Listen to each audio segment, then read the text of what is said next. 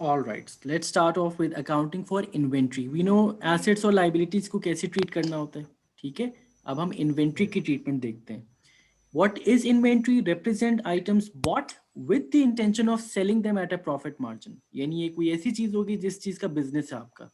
For example cars for car showroom. वैसे we do no कि cars जो हैं, व्हीकल्स जो हैं, वो नॉन करेंट एसेट है.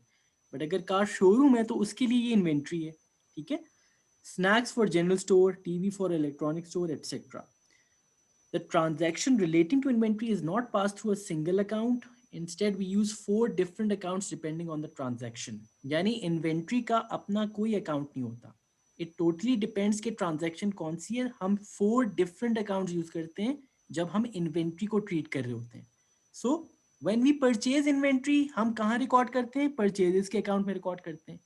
जब आप अपनी परचेजेस को रिटर्न करते हैं तो हम या तो परचेजेस रिटर्न और रिटर्न आउटवर्ड्स उसको बोलते हैं. ठीक है.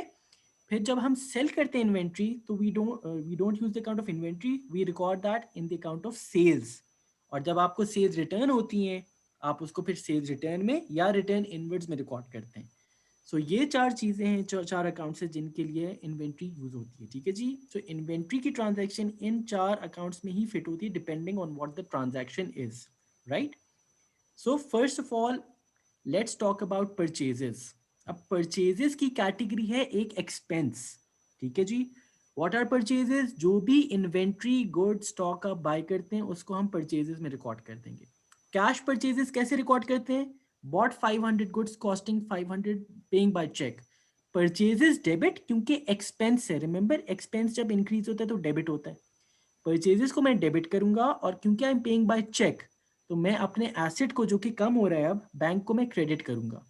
Similarly if you are buying goods on credit, credit purchase जिसे कहते हैं, तो आप bought goods on credit for 400 from John. Purchases को आप डेबिट करेंगे. Sorry, this amount has to be 400. ठीक है, ये 400 है. और जॉन को मैं क्रेडिट करूंगा. जॉन मेरे लिए कौन है Ubaid? Who is John for me? Sir, payable. Payable है. और पेबल क्योंकि लाइबिलिटी है. When you are buying goods on credit तो फिर आपकी ऑब्वियसली परचेज डेबिट और लाइबिलिटी क्रेडिट हो रही है. ठीक है. इज दिस क्लियर यहाँ तक परचेजेस की treatment? Yes, sir. All right. Then purchases return. जब आप परचेज रिटर्न करते हैं या रिटर्न आउटपुट करते हैं we call that decrease in expense. But आप परचेजेस को क्रेडिट नहीं करेंगे उस केस में. आप परचेजेस रिटर्न के अकाउंट को या रिटर्न आउटवर्ड सेम थिंग उसके अकाउंट को क्रेडिट करते हैं. ठीक है, because that is a decrease in expense. And when you return goods to your payable, है ना भाई, परचेजेस आप पेएबल से करते हैं. जब आप उसको रिटर्न करेंगे गुड्स तो आपका पेएबल भी कम हो जाएगा यानी लाइबिलिटी भी कम हो जाएगी. दैट्स वाई हम जॉन को जो पेबल था, अगेन दिस शुड बी 200 क्योंकि हमने 200 के गुड्स रिटर्न किए, उसको मैं डेबिट करूंगा.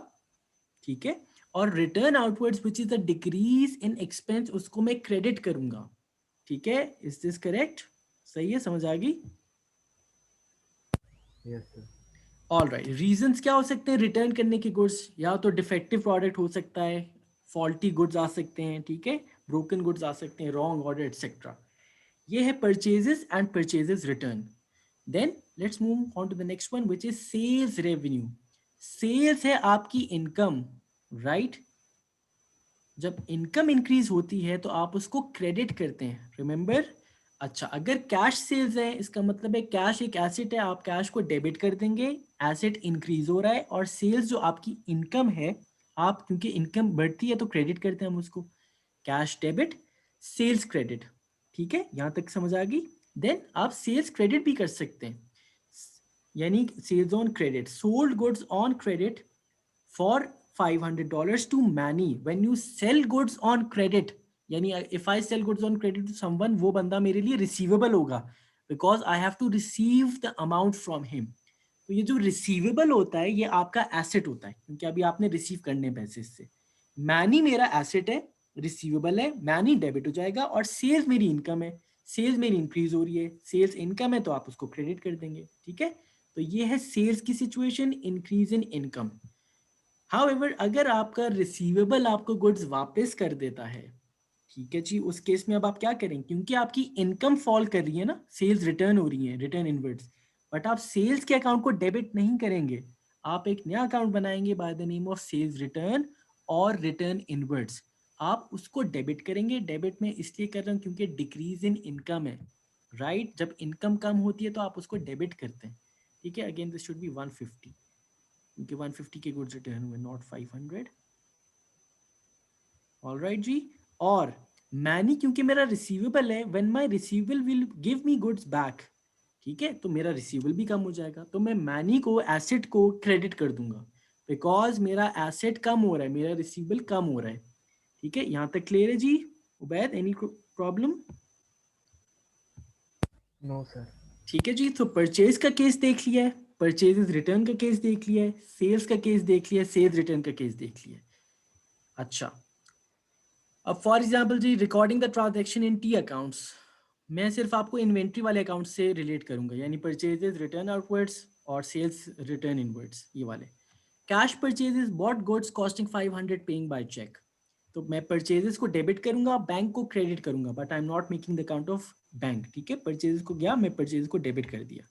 Then bought goods on credit for 400 from John, purchases debit करूंगा, जॉन जो मेरा पेबल है उसको मैं क्रेडिट करूंगा, but again not making the account of John, purchases को मैंने डेबिट कर दिया। फिर आपने की कैश सेल्स, कैश सेल्स का मतलब है कैश डेबिट हो रहा है और सेल्स मेरी क्रेडिट हो रही है, इनकम है, ठीक है। And then you also sold goods on credit for 500 to Manny, right? तो आपने सेल्स को क्रेडिट किया, मैनी को डेबिट किया, ये टी अकाउंट्स में एंट्री है, वही जो ऊपर हमने डिस्कस कर चुके हैं।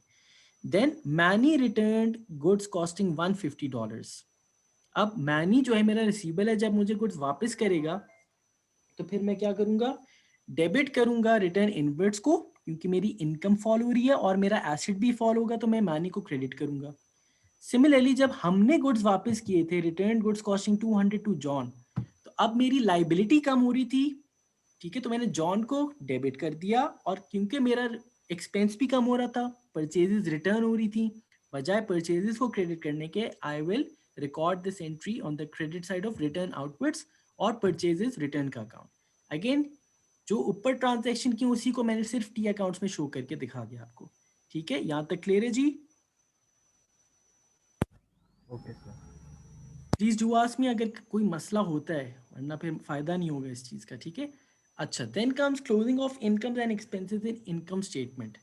देखो at the end of the financial year आपने सारे इनकम्स और एक्सपेंसेस को कहाँ लेके जाना होता है, कहाँ ट्रांसफर करना होता है, इनकम स्टेटमेंट में ट्रांसफर ट्रांसफर में। करना होता है, ठीक है जी। We all know this. Assets, liabilities और कैपिटल, ये सारी चीजें बैलेंस शीट में, incomes and expenses income statement में आ जाती हैं। अब how do we do that? अब ये जो ब्लू वाली ट्रांजैक्शन हैं, we have already discussed it above, ठीक है। सो लेट्स अस्यूम कि जी फाइनल आगे आपका अकाउंटिंग ईयर एंड होने वाला है, एंड हो चुका है, and you have to transfer all of this, क्योंकि देखो कोई एक्सपेंस है, कोई इनकम है, आपने इन सब चीज़ों को ट्रांसफर करना है इनकम स्टेटमेंट। तो फिर उस केस में क्या होगा, देखो 500 400 तो आपने परचेज में रिकॉर्ड किया हुआ था, जब आप ट्रांसफर करते हैं एक्सपेंस या इनकम्स को, तो आपने राइट क्लोज ऑफ करना होता है इनकम स्टेटमेंट में, तो परचेजेस का अकाउंट आप क्रेडिट कर देंगे, बिकॉज 5 + 400 इज 900, 900 माइनस 0 इज 900, ठीक है। तो ये वाली अकाउंट आपने क्रेडिट कर दिया, परचेजेस का इनकम स्टेटमेंट मेरी डेबिट हो रही थी। नाउ रिमेंबर, इनकम स्टेटमेंट में हमेशा एक्सपेंसेस डेबिट ही होंगे, ठीक है, यानी income statement will always be debited with your expenses and will always be credited with your incomes, ठीक है। बस ये आपने याद करना है। रिटर्न आउटवर्ड्स जो है, क्योंकि that was a decrease in expense, तो इसलिए मैंने इसको क्रेडिट किया था ये वाली एंट्री के साथ, बट जब मैंने इसको ट्रांसफर करना है तो 200 माइनस 0 इज 200, रिटर्न आउटवर्ड्स के अकाउंट को मैंने डेबिट किया और इनकम स्टेटमेंट को मैं क्रेडिट करूंगा, ठीक है। सिमिलरली सेल्स का अकाउंट, सेल्स इनकम है मेरी, मैंने 800 और 500 से क्रेडिट किया था। अब जब मैंने ट्रांसफर करना है, तो मैं सेल्स के अकाउंट को डेबिट कर रहा हूँ at the time of transfer है ये, ठीक है, so do not get confuse. और इनकम स्टेटमेंट मेरी दोबारा से क्रेडिट हो जाएगी at the time of closing of, ठीक है। तो अगेन रूल ऑफ थंब क्या बन गया जी, income statement is always debited with your income statement, sorry with your expenses, and income statement is always credited with your incomes, ठीक है जी। उबैद, ये समझ आ गई? I hope T accounts inventory वाले आपको यस समझ में सर, आ ये गए, आते हैं। ठीक है। But obviously we are going through each and everything so that थोड़ा सा बेहतर परफॉर्मेंस हो जाए।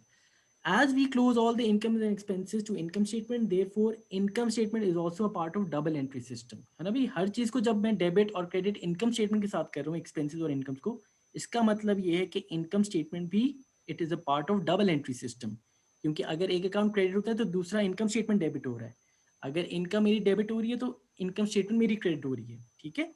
तो वैसे तो हमने इनकम स्टेटमेंट का कौन सा फॉर्मेट करना है, वर्टिकल फॉर्मेट, जो कि आगे हम करेंगे। हॉरिजॉन्टली अगर मैं टी अकाउंट बनाता हूँ तो वो कुछ इस तरीके से आएगा। इनकम स्टेटमेंट जो है वो क्रेडिट हो रही है इनकम के साथ, और एक्सपेंसेस मतलब फॉल इन एक्सपेंस के साथ, increase in income and fall in expense. और डेबिट किसके साथ हो रही है, rise in expense and a fall in income, ठीक है। रिटर्न आउटवर्ड जो होता है वो आपका एक्सपेंस में फॉल होता है, दैट्स वाई यहाँ पे क्रेडिट हो रहा है। और रिटर्न इनवर्ड्स जो होता है, सेल्स रिटर्न जो होती है, that is the fall in income, that's why credit हो रहा है, ठीक है। अगर आपका क्रेडिट साइड हैवी है, यानी इनकम वाली साइड हैवी है, देन योर एक्सपेंस वाली साइड, तो ऑब्वियसली प्रॉफिट आएगा। फिर 1500 माइनस 1050 इक्वल्स टू 450, ठीक है। तो अगर इनकम ज़्यादा है और एक्सपेंसेस कम है तो प्रॉफिट है, अगर एक्सपेंसेस ज़्यादा है और इनकम्स कम है तो फिर लॉस होगा। सो increase in income and decrease in expense are credited in income statement, as we all know, and increase in expense and decrease in income are debited in income statement. That is the rule of thumb. ठीक है जी उबैद, यहाँ तक clear हुआ purchases sales returns की कहानी? I hope it's clear now. Yes sir.